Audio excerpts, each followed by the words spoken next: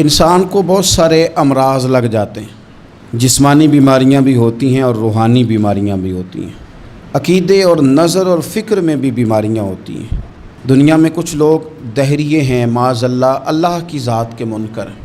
دنیا میں کچھ لوگ ایسے ہیں جو وقوع قیامت کے منکر۔ دنیا میں معاذ اللہ کچھ لوگ ایسے ہیں جو عذاب قبر کے انکاری۔ دنیا کے اندر آپ کو وہ لوگ بھی ملیں گے جو کہتے ہیں دنیا خود بخود وجود میں آ گئی۔ پھر آپ کو کچھ اور لوگ ملیں گے جن پر وسوسوں کا غلبہ، بری سوچوں کا غلبہ، شیطانی اور نفسانی خواہشات کا غلبہ، یہ سب بیماریاں ہیں۔ پھر کچھ امراض ایسے ہیں، حسد، بغض، عداوت، تکبر، عجب، خود پسندی، دوسروں کو حقیر سمجھنا، اپنے آپ کو بڑا جاننا، جھوٹ بولنا، جھوٹی انا کی، یہ سب بیماریاں ہیں، امراض ہیں۔ جسمانی مرض بھی بندے کو پریشان کرتا ہے، روحانی مرض بھی پریشان کرتا ہے۔ اگر آپ روحانی طور پر بیمار ہوں، آپ کے اندر حسد کی بیماری لگ جائے تو حسد کا سادہ ترجمہ کریں، پنجابی ترجمہ کریں، اپنی زبان میں ترجمہ کریں تو حسد کا معنی جلنا ہے۔ تو جس بندے کا اندر جل رہا ہو وہ سکون میں ہوتا ہے۔ اندر آگ لگی ہو حسد کی تو وہ بندہ قرار پائے گا۔ بہت بڑی بیماری ہے۔ لوگ کہتے ہیں پتہ نہیں مجھے کیا ہے، پتہ ہے آپ کو پر آپ توجہ نہیں کر رہے۔ تکبر ایک بیماری ہے۔ تکبر والا بندہ دل کی جگہ روڑا رکھ لیتا ہے، پتھر، تو اندر بندے کا سخت ہو جائے۔ وہ ہمارے ہاں لوگ کہتے ہیں کہ میری نا ٹانگوں میں بڑی درد ہے، تو پنجابی کہتے ہیں کھلیاں پہ گئی ہیں۔ وہ کیا ہے جی؟ کہتے ہیں سخت ہو گئی ہیں ٹانگیں، چلا نہیں جاتا۔ ٹانگیں سخت ہو جائیں تو گزارا نہیں ہوتا، تو دل سخت ہو جائے تو۔ اب میری بات کو سمجھیں، ہمارے اندر نا بیماریاں ہیں، ہم وہ کڑتے رہتے ہیں، وہ جلتے رہتے ہیں، وہ تکبر میں آ جاتے ہیں، عداوت ہے، بغض ہے، کینہ ہے، ماننے کو تیار نہیں ہوتے۔ یعنی دنیا میں یہ سارے لوگ کہہ رہے ہیں کہ مجھ سے حسد ہو رہا ہے، یہ کوئی بھی نہیں کہہ رہا کہ میں کر رہا ہوں حسد۔ تو اگر سب سے ہو رہا ہے تو وہ بندہ کہاں ہے جو کر رہا ہے؟ سب کہتے ہیں کہ بڑا تکبر آ گیا جی لوگوں میں، تو وہ لوگ کدھر ہیں جی جو تکبر کر رہے ہیں؟ وہ بھی، اس کو بھی تو ماننا چاہیے نا میں کرتا ہوں۔ تو یہ ساری بیماریاں، جسمانی، بلڈ پریشر، شوگر اور ہیپاٹائٹس اور معاذ اللہ کینسر، اور یہ سب بیماریاں روحانی بھی جسمانی بھی، تو یا اللہ جائیں کدھر؟ فرمایا وَنُنَزِّلُ مِنَ الْقُرْآنِ مَا هُوَ شِفَاءٌ وَرَحْمَةٌ لِّلْمُؤْمِنِينَ۔ فرمایا میں نے جو تمہیں قرآن عطا فرمایا ہے نا، تو اس میں مومنوں کے لیے شفا بھی ہے اور رحمت بھی ہے۔ یہ تمہاری تمام بیماریوں کی شفا ہے، اس میں تمام بیماریوں کی۔ ہم مریض ہیں، ہماری کل شفا قرآن پاک کے ساتھ وابستہ ہے، اور اگر صحیح طبیب تک بندہ نہ جائے تو پھر وہ ساری زندگی بیچارہ الجھا رہتا ہے، اسے کامیاب علاج میسر نہیں آتا۔ اس میں جسمانی، حضرت عائشہ صدیقہ رضی اللہ تعالیٰ عنہ فرماتی ہیں میں نے نبی پاک صلی اللہ تعالیٰ علیہ وآلہ وسلم کو نا مرض وصال تک دیکھا ہے، حضور کے وصال تک، کہ حضور قرآن پاک کی آخری 2 سورتیں پڑھ کے سورت فلق اور ناس اپنے ہاتھوں پہ پھونکتے تھے، پھر جسم پہ ملتے تھے۔ قرآن پاک میں شفا ہے۔ اب تو لوگوں نے دم درود کو نا اس کو بڑا ہلکا سا کام سمجھ لیا۔ ویسے بھی یہ عاملوں کے ہتھے چڑھ گیا، ملنگوں کے ہتھے چڑھ گیا، کاروبار بن گیا، تجارت بن گئی۔ ورنہ قرآن پاک کی آیات پڑھی جائیں تو حضور نے فرمایا سورہ فاتحہ میں شفا ہے، اس میں کرم ہے۔ یہ چیزیں جو بڑی ہمارے لیے سود مند تھی، فائدہ مند تھی، ہم چھوڑ گئے۔ ایک بڑی خوبصورت حدیث ہے، سنیے گا۔ حضرت ابو سعید خدری رضی اللہ تعالیٰ عنہ حدیث کے راوی ہیں، بخاری میں موجود ہے۔ ارشاد فرماتے ہیں کہ ہم ایک سفر پہ تھے، واپس آ رہے تھے، ایک جگہ رات کو قیام کیا، سونا تھا، بستی تھی۔ بستی کے لوگوں نے نہ کھانا پوچھا نہ پانی پوچھا، کوئی ضیافت نہیں کی۔ آدھی رات کا وقت آیا تو ایک بندہ دوڑا دوڑا آیا، کہنے لگا ہمارے سردار کو بچھو نے کاٹ لیا ہے، تم میں سے کوئی بندہ دم درود کر لیتا ہے؟ تو ایک صحابی کہنے لگے کر تو لیتے ہیں، پر تم نے چونکہ ہمیں کھانا پانی تک نہیں پوچھا، تم اگر دم کراؤ گے تو مفت نہیں کریں گے۔ بخاری پڑھ رہا ہوں۔ پیسے لگیں گے۔ کتنے پیسے؟ بکریوں کا ایک ریوڑ پورا۔ شارحین نے لکھا 40 بکریاں۔ کنے دما دیاں؟ او بھائی اس سے کوئی بندہ جواز نہ لے کہ پیسے لینے جائز ہیں، اس سے جواز نہ حاصل کرے۔ آپ بات کو سمجھیں، پس منظر کیا ہے. پانی تک نہیں تم نے پوچھا. کچھ لوگوں کا علاج ہوتا ہے، انہوں نے کہا پیسے لیں گے دم کر دیں گے. صحابی نے کہا، حضرت ابو سعید خدری رضی اللہ تعالیٰ عنہ فرماتے ہیں وہ چونکہ تنگ تھے، پچھو کاٹ گیا اور سردار کو کہا چل تو صحیح نا. وہ صحابی گئے، سورہ فاتحہ پڑھ کے دم کیا، اور حدیث بخاری سے میں آپ کو دکھاؤں گا.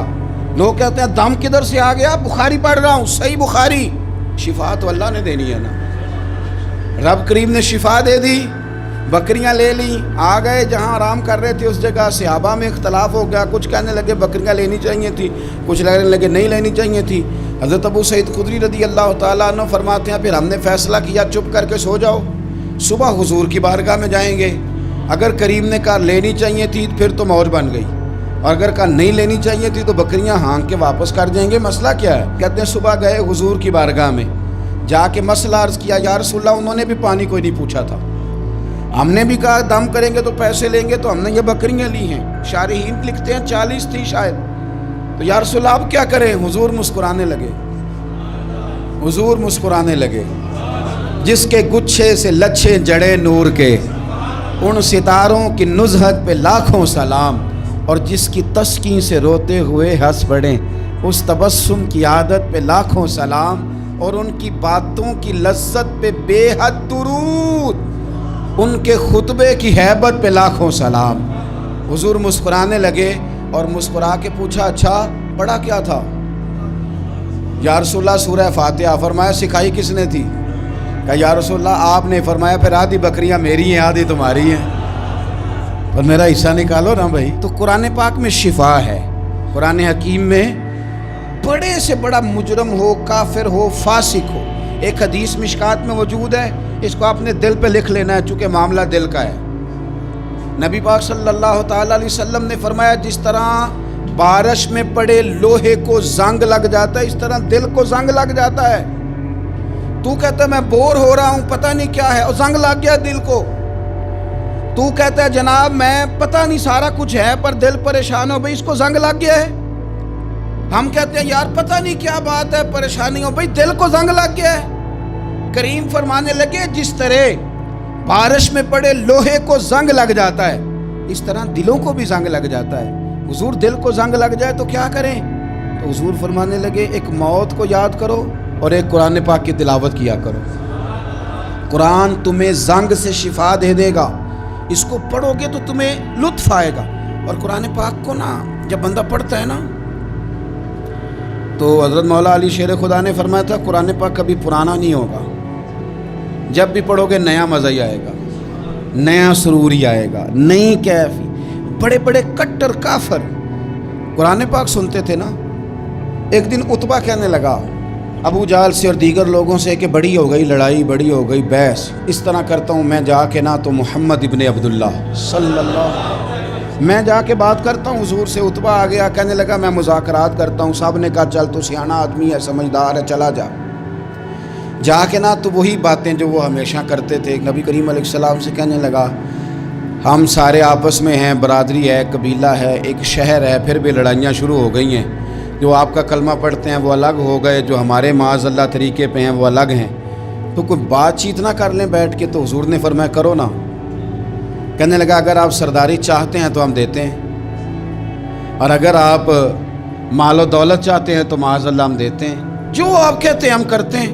کسی طرح کا بھی آپ کا مطالبہ ہے تو ہم پورا کرنے کو تیار ہیں، تو آپ بتا دیں ہم وہ کر دیتے ہیں. وہ بڑی اس نے لمبی چوڑی تقریر کی، جتنی آفریں گنا سکتا تھا گنوائیں. کریم خاموش رہے. جب اس کی بات پوری ہو گئی تو حضور فرمانے لگے میں بھی کچھ بولوں؟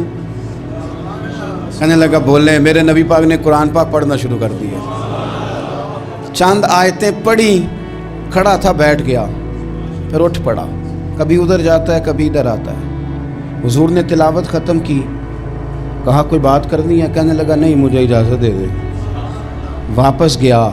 جب گیا نا تو ابو جہل دور سے دیکھ کے کہنے لگا جو گیا تھا وہ تو عتبہ تھا، اور یہ جو آ رہا ہے یہ کوئی اور ہے، یہ کوئی اور ہے، یہ وہ نہیں ہے جو گیا تھا.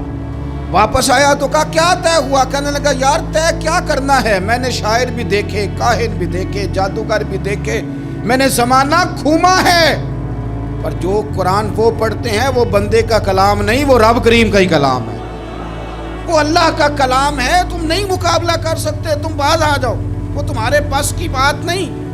تیرے آگے ہیں یوں تبے لچے فصحا عرب کے بڑے بڑے، کوئی جان منہ میں زبان نہیں بلکہ جسم میں جان نہیں، اور کروں تیرے نام پہ جان فدا، نہ بس ایک جان دو جہاں فدا، میرا دو جہاں سے بھی نہیں جی بھرا، میں کروں کیا کروڑوں جہاں نہیں۔ طفیل بن عمرو دوسی مکہ شریف آئے تجارت کے لیے، پہلے بھی آیا کرتے تھے، کہتے ہیں میں بہترین شاعر تھا، مکے آیا سامان بیچتا تھا، کچھ خرید کے لے جاتا تھا۔ ابو جال مجھے کہنے لگا تو ہمارا دوست ہے، پرانا سجن ہے، تیرا آنا جانا ہے، اور تجھے یہاں اس شہر میں چونکہ تو ہمارا مہمان ہے تو ہر بات سے آگاہ کرنا ہمارا ذمہ داری ہے۔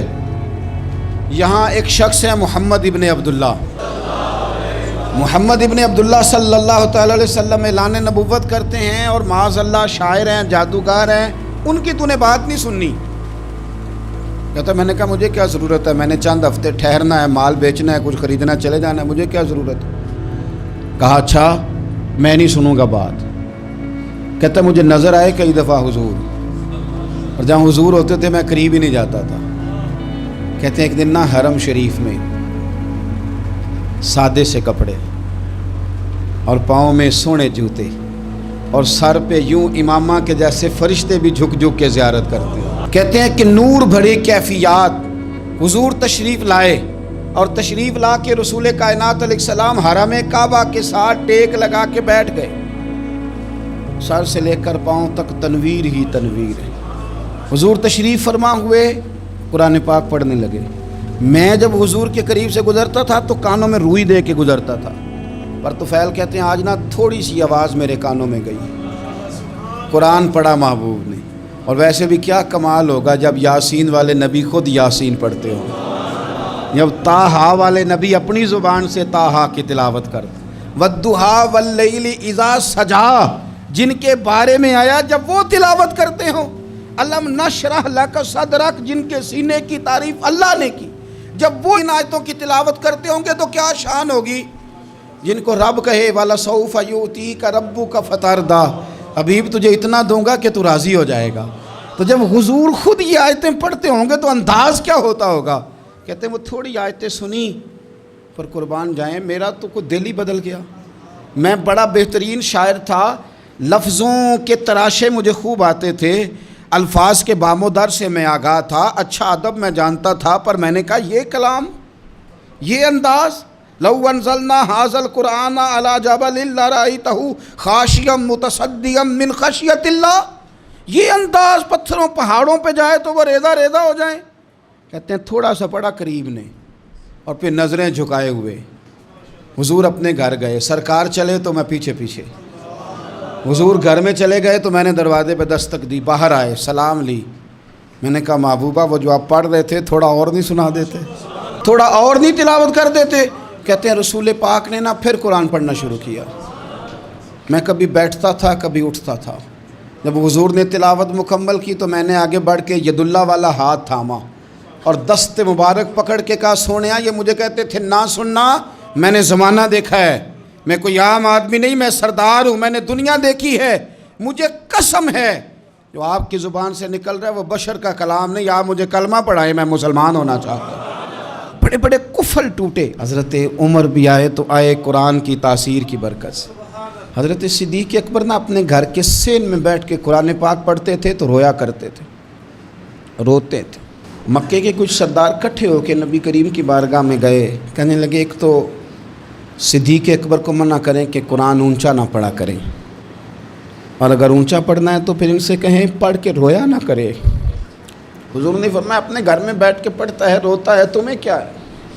یا رسول اللہ، یہ ابو بکر صدیق جب قرآن پاک کی تلاوت کر کے روتے ہیں نا تو ہماری بچیاں بھی رونے لگتی ہیں، ہماری عورتیں گھر کا کام کاج چھوڑ کے تو صدیق اکبر کے دروازے پہ کھڑی ہو کے روتی رہتی۔ حضور ان سے کہیں یہ قرآن سے جو شغف ہے ان کا، کہاں گئے مسلمان جو قرآن پڑھنے والے تھے، کدھر گئے؟ سارا کچھ ہی ہمارا موبائل لے گیا۔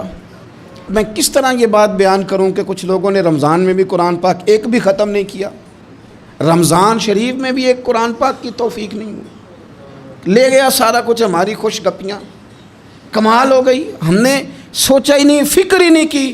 سنگیو واپس آؤ، قرآن پاک سے پیار کرو، قرآن پاک سے محبت کرو، قرآن کی تعلیم حاصل کرو۔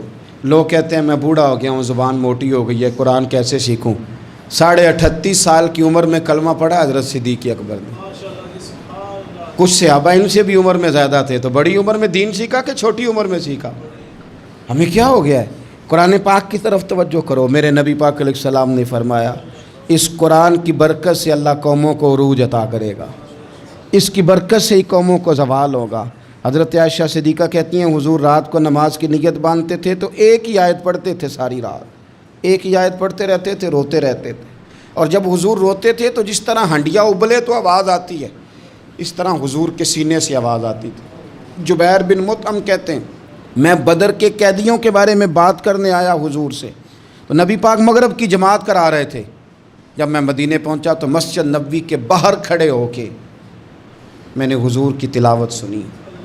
فرماتے ہیں بس میں تو بات کرنے آیا تھا نا، تو وہ آیتیں سنی تو مجھے یوں لگا مجھ پہ بجلیاں گر رہی۔ کون ہے جو میرے دل کے کفر اور کفل دھو رہا ہے؟ بس قرآن سنتا گیا اور رب مجھے ایمان کی توفیق عطا فرماتا گیا۔ میں نے کلمہ پڑھ لیا، مسلمان، قرآن ہی ہمارے ہر مسئلے کا حل ہے۔ میں کیا کروں؟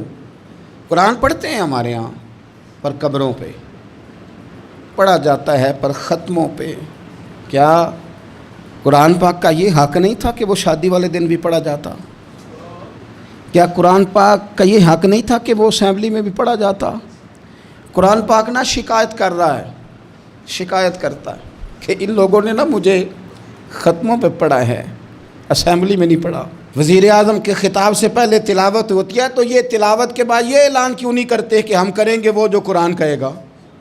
صدر کے خطاب سے پہلے تلاوت کراتے ہو تو یہ کیوں نہیں کہتے کہ اب ہوگا وہ جو قرآن کہہ رہا ہے؟ اسمبلی کا اجلاس تلاوت قرآن پاک سے شروع کرتے ہو تو یہ بھی تو کہو نا قرآن کے مطابق فیصلے ہوں گے۔ عدالتوں میں قسمیں اٹھانے کے لیے قرآن رہ گیا ہے، اس پہ ہاتھ رکھ کے کہو جو کہوں گا سچ کہوں گا۔ آج کے بعد وکیل بھی ہاتھ رکھے نا قرآن پاک پہ، جج بھی ہاتھ رکھے قرآن پاک پہ، گواہ بھی رکھے، ملزم بھی رکھے، اور مدعی بھی بتائے کہ اس نے پرچہ صحیح درج کرایا ہے، اس نے صحیح درج کرایا ہے، نام صحیح لکھوائیں، اور یہ سارے بتائیں جج سے لے کر ملزم تک کہ ہم فیصلہ وہ کریں گے جو قرآن پاک نے ہمیں کہا ہے۔ صرف قسموں کے لیے رہیں گے؟ دو صورتیں پڑھنی نہیں آتی اور تم بیچ میں قرآن پاک کو لا کے قسمیں اٹھاتے ہو۔ وہ تاجر جو دکان شروع کرنے سے پہلے تلاوت کراتا ہے کس لیے کراتا ہے؟ کہ میں تجارت قرآن پاک کے مطابق کراؤں گا، اس لیے کراتا ہے۔ وہ تو کہتا ہے ذرا دکان صحیح چلے، ذرا برکت آ جائے۔ برکت نری تلاوت کرانے سے نہیں آئے گی، قرآن کے مطابق تجارت کر پھر زیادہ برکت آئے گی۔ قرآن کے مطابق، قرآن کے علم کو عام کیا جائے، قرآن کے نور کو عام کیا جائے، قرآن پاک کے ادارے مضبوط کیے جائیں۔